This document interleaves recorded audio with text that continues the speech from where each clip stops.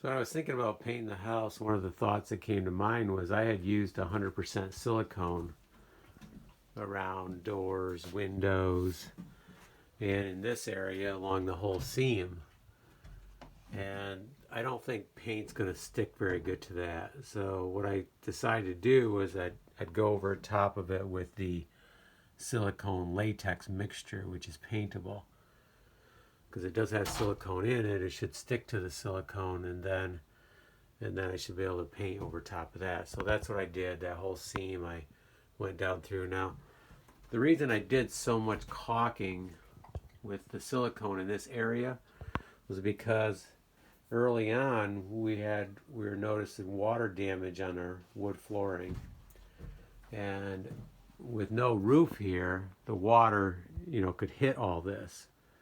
So that's another reason to protect your areas with roofs over your decks, because it's giving your house more buffer.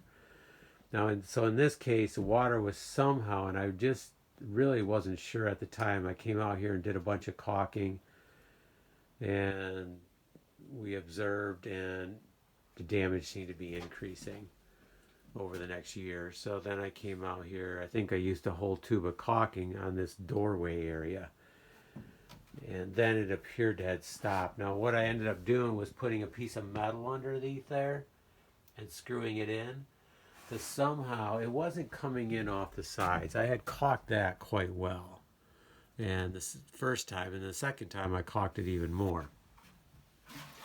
But somehow it was coming down, and I don't know exactly how. I mean, it had to run sideways and then in.